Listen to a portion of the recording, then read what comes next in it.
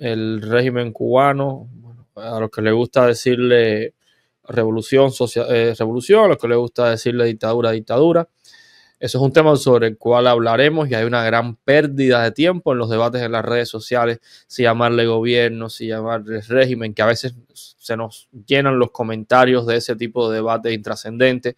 También ocurre a nivel de otros medios. Y bueno, nada, volviendo al tema, esta semana las autoridades cubanas anunciaron lo que ellos llamaron una dolarización parcial de la economía, que según cuentan en su cuento, se trataría de un paso necesario para desdolarizar la economía, ¿no? Aquella, menos a mí me lleva automáticamente a aquellas frases sin sentido de Lenin, ya me trabé, un pasito, dos pasitos para adelante y un pasito para atrás, que en el caso cubano, o mejor dicho, esa frase significa en la práctica dos pasitos para atrás y medio para adelante, y es creo que eso es lo que estaremos viviendo. Más adelante profundizaré un poco desde el punto de vista de la teoría económica, incluso desde el punto de vista de la comunicación, pero antes me gustaría que compartieras con nosotros tu opinión, tu catarsis, tu análisis sobre este tema. Sí, nuevamente los voceros del régimen apelan a esta paradoja verbal que pues, es inevitable la alusión con aquello de las tiendas MLC que se desplegarían por toda Cuba para abastecer las tiendas TRD, cosa que nunca ocurrió, como ya sabemos. Esto es para ser un poco chabacano, decir, esto es la puntica nada más, porque lo otro ya sabemos cómo viene y es el mismo guión de que ahora está una dolarización parcial para desdolarizar. Entonces, ¿qué sentido tiene esto? Para darle al peso cubano la permanencia y el sentido que abarque la economía doméstica cubana, cuando ya hace tiempo que el peso cubano ha perdido todo su nivel adquisitivo y hoy en día lo estamos viendo con estas apariciones televisivas, tanto en la mesa redonda como en los noticieros, entrevistas en espacios especiales y nos damos cuenta, o sea, que los especialistas, los alumbrados, como diría el gran Juan Padrón, no hacen otra cosa que marear la perdiz dentro de terminologías y dándole vueltas a un asunto que hace rato ya es una realidad concreta, lo que simplemente ahora parece como parte de corregir distorsiones, como sabemos, o sea, estas terminologías absurdas y creo que incluso burdas también apelan nuevamente a esto para que ahora en medio del contexto y por supuesto el gran culpable, exacto, como si no hubiera, como si en el pasado ya no arrastraran problemas, el gran culpable por la situación económica, el gobierno de Estados Unidos, etcétera, etcétera, etcétera, ahora vienen con esto de la dolarización para desdolarizar. Entonces, ponte a pensar, no sé, es que como que una tubería tú sellas un salidero y le abras más agujeros por debajo para provocar no sé qué tipo de efecto. Y es prácticamente lo que está sucediendo ahora mismo con esta teoría que se está aplicando, que es un sinsentido total. Y por supuesto es pasto de memes y y de paradojas, por supuesto. Sí, exactamente. Aquí hay un problema de contradicción desde el punto de vista de vamos a matar para revivir. Pero también hay otra arista, Sender, que a mí me interesa y que básicamente confieso que me ha generado casi un disgusto, en cierta medida un disgusto, y es el tema de la capacidad o la incapacidad cuando digo nosotros, de nosotros me refiero a los que no estamos de acuerdo con el sistema cubano, para simplemente jugar con las piezas negras en materia de comunicación. ¿A qué me refiero con esto? No es un trabalengua, es algo bien sencillo, y es que en materia de comunicación, los aparatos ideológicos y políticos del régimen cubano, el aparato gubernamental, el aparato militar incluso, juega siempre con las blancas, no porque decide el tema, porque en definitiva ellos son los que hacen acciones específicas que después generan un debate. Creo que ellos actúen y que se genere un debate no los hace, digamos, llevar la voz cantante en el debate público.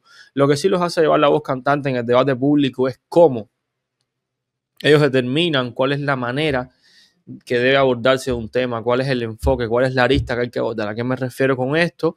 Ellos anunciaron una dolarización parcial para que no digo para qué, y evidentemente todo el mundo es una manera de decir, digamos, grandes medios, youtubers, influencers, salen a responder a la categoría dolarización parcial, cuando en realidad hay que recordar que la dolarización parcial de la economía existe desde que se dio curso forzado al CUC en la economía. Desde entonces hasta hoy, en esencia, todo ha sido exactamente lo mismo. El gobierno cubano, específicamente los militares de Gaesa, se quedan con los dólares y al cubano en Cuba le entregan en su lugar un espejito, ya sea un CUC, ya sea un MLC o ya sea un saldo en tarjeta clásica o ICE en la última temporada de esta saga Quítale el dólar al cubano.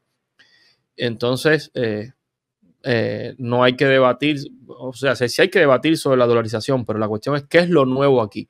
Aquí habría que empezar diciendo, en primer lugar, que ya sobre esto se ha dicho, se ha escrito mucho en los últimos años. De hecho, el debate intenso sobre la dolarización parcial se dio tras el ordenamiento, específicamente con la creación de las tiendas en MLC y la desaparición del CUC en el año 2021, su implementación masiva. Recordemos que la MLC existe desde 2019, finales del 19 aproximadamente, con aquel experimento de la venta de electrodomésticos. Sí, electrodomésticos, Split, no recuerdo bien. O sea, el listado de productos, pero iba por ahí, iba por electrodomésticos. Entonces, ¿qué es lo nuevo aquí y por qué nos llevan a debatir eso? Es algo que, al menos mi idea sobre esto, lo que hemos comentado en este programa, creo que en el anterior, si no en el anterior, en alguno hemos visto que lo que está ocurriendo con toda esta nueva movida, las tarjetas clásicas, es que el dinero ahora se queda, el dinero de la MLC y va a los bancos cubanos, el dinero en las tarjetas clásicas no va a los bancos cubanos, va a Gaesa, pero lo guarda en bancos que están fuera de Cuba, presumiblemente, como mínimo en su banco, en bancos, en el banco militar, que es el BFI, que además realmente no creo que sea así, o directamente en bancos que están fuera de Cuba. Eso es lo que está ocurriendo y eso es lo que tiene de especial esta nueva dolarización, es decir, las tiendas en MLC pasan a ser tiendas en tarjeta clásica y ICE, más allá de tiendas nuevas que se van a abrir. Es exactamente lo mismo, te tienen que mandar remesas para comprar, tienes que comprar el dólar en la calle.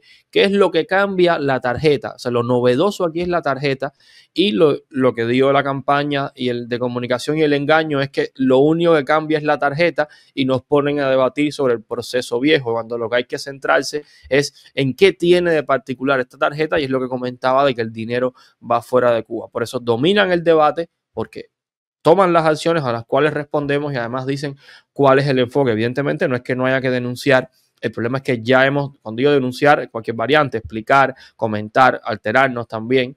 Llevamos 4 años como mínimo hablando de la dolarización parcial y ahora hacen una jugada para que sigamos hablando de lo mismo y no nos concentremos en lo que está detrás. De hecho, ¿qué sentido tendría que esta vez se pongan a hablar de dolarización parcial? Que quieren, obviamente, que hablemos de eso. Pero también recuerda lo que ocurrió con el ordenamiento.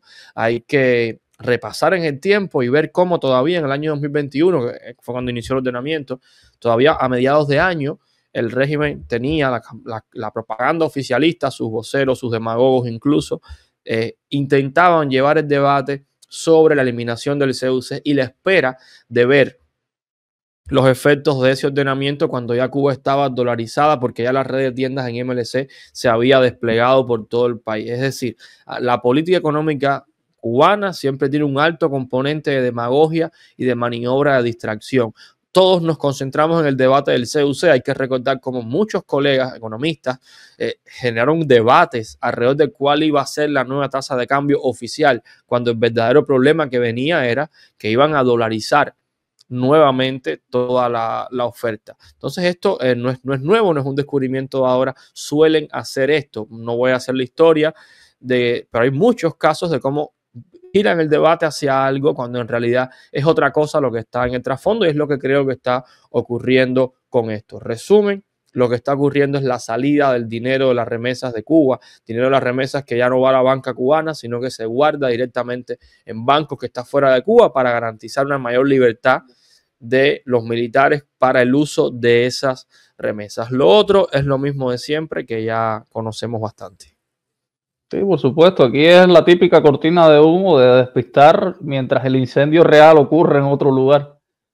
No es nuevo, porque si hay algo que es especialista el régimen en este tipo de artimañas y de desviar la atención hacia lo verdaderamente importante en este caso, y bueno, ya viene siendo, ya te digo, la paradoja discursiva de dolarizar para desdolarizar en este caso, que por supuesto no es menos cierto que es una falta de respeto a la inteligencia Entonces eso me hace un poco recordar cuando empezó este proceso de el sector particular poder importar, pero debía ser a través de instituciones estatales, y el argumento fue porque eran negociaciones muy complejas y se requería personal muy calificado, y entonces se está tratando de tonto a la gente. Si yo tengo ahora mismo, no sé, un spa, necesito una cerca alambre púa. Entonces, son tipos de cosas sin lógica que, por supuesto, tratan al pueblo cubano como si fueran corderitos, y estos deben agradecerle por las ingentes gestiones que están haciendo para mantener al pueblo, etcétera, etcétera, etcétera. Entonces, la verdad, ya por suerte, gracias a los medios, se ha democratizado mucho y es muy fácil contrarrestar cualquier tipo de argumento en este caso, y que es lo que estás planteando ahora respecto al desvío de un dinero de que ellos no sudan, de a un exilio que viven criticando constantemente, pero por una cuestión de humanidad, muchos no van a permitir que sus familias dentro de Cuba, hijos, padres, abuelos, pasen las necesidades más imperantes. Así es, pues, Sender, hay otro hecho esta semana de naturaleza económica.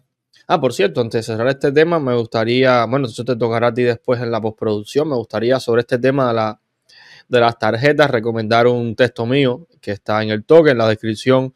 Nos comprometemos a dejarle el enlace desde hace ya alrededor de un mes, pero ahí explico con cierto nivel de detalle esto que está ocurriendo, y quizás eso ayude en un espacio más pausado de cada cual, analizando el texto, a comprender un poco con profundidad esto que estamos comentando aquí de una manera bastante breve. Ahora, otro hecho esta semana, naturaleza económica, que además es de anoche. Creo que si hubiésemos hecho el guión anoche, hubiésemos tenido que actualizarlo hoy por la mañana. Y es el hecho de que, tal y como anunció la administración de Donald Trump, como anunció en sus campañas, como anunciaron sus figuras cercanas, la política del presidente Trump se anunció que iba a ser y está haciendo, digamos, de mano dura con el régimen cubano. Por eso han reactivado todas las sanciones que estaban de antes de que Biden las congelara por unos días, por así decirlo, las desactivara. Y entonces nuevamente está activo el título 3, que tiene que ver sobre todo con el reclamo de propiedades en Cuba. Digo sobre todo porque va un poco más allá. Regresan a Cuba a la lista de países patrocinadores del terrorismo, con grandes implicaciones desde el punto de vista del uso de mecanismos de bancos internacionales, sobre todo bancos que estén asociados, que tengan compromiso, que Estados Unidos tenga capacidad de presión.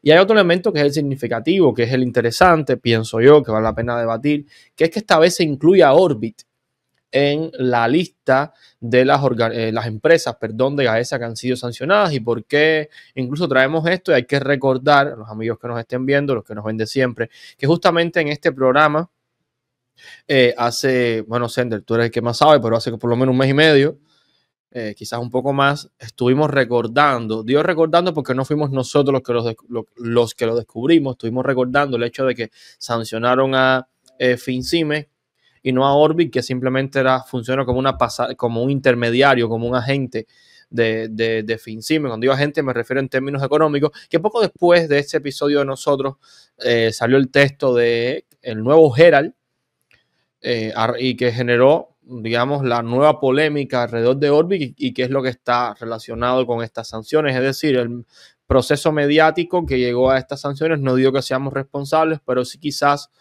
nos toca y nos alegra porque fuimos parte de iniciar un debate sobre algo de lo cual apenas se estaba hablando. Digo parte porque muchos youtubers, influencers en su momento hablaron de eso, hicieron programas con mucho detalle. Estaba recordando, por ejemplo, uno de Carlito Madrid, un influencer cubano que no sé dónde está exactamente ahora mismo, pero en Madrid. Bueno, en teoría debería estar en Madrid, no sé dónde está. De Rivas hacia Madrid. Hizo un muy buen programa en aquel entonces, los reportajes del toque, del medio, ay Dios mío, inventario, que lo mencionamos en este programa.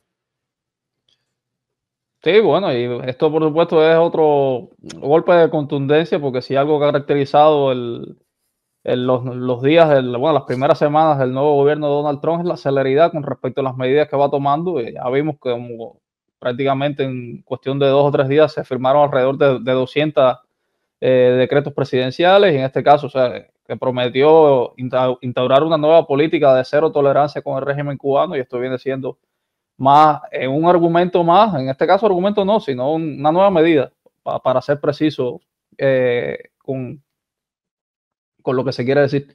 Una nueva medida respecto al régimen cubano de no solo incluir la lista de países patrocinadores del terrorismo y todo lo que esto implica, sino de sancionar a empresas vinculadas directamente con la cúpula militar, en este caso es de Orbit, por el manejo, ya sabemos, de transacciones que permiten financiar la permanencia del régimen cubano y todo este entramado que tiene negocios en hoteles con propiedades embargadas, etcétera, etcétera, etcétera. Como ya conocemos que la sombra subrepticia que se va extendiendo a nivel global, incluso esto lo permite tener un plan B en caso de que llegue el día de que ser los dueños de Cuba no sea posible. Y por supuesto, es una manera de tratar de cortarle el agua y la luz en este sentido al incluir uno de sus medios de financiamiento, en este caso su gestor financiero de cara al contexto internacional, como en este caso como Orbit S.A., con el manejo de las remesas y quién sabe otro tipo de transacciones económicas de mayor monto que lleguen a Cuba por los diferentes consorcios y empresas que tienen alrededor del mundo con testaferros y como ya sabemos que han permitido oxigenar en momentos cruentos de crisis que como siempre el pueblo cubano es el mayor afectado, han permitido oxigenar su permanencia como los amos y señores de ese feudo que es el archipiélago cubano. Sí, vamos a poner un poco en contexto. Hay que recordar, Sender, quizás poner dentro de la descripción de este programa el enlace al programa o al menos al fragmento que publicamos hablando del tema de Orbit. Vamos a repasarlo rapidito. Hay que recordar que en el caso de Cuba, este cuento lo he hecho varias veces creo, FinCime es la Visa Mastercard, o sea, es la red de pagos, es decir, aunque existan los bancos, quien tramita, quien pone toda la infraestructura, por así decirlo, para que se envíe el dinero y que además es el único que fabrica las tarjetas es FinCime. Eso quiere decir que cuando uno envía remesas vía transferencia a Cuba, sí o sí está procesándose en última instancia a través de FinCime.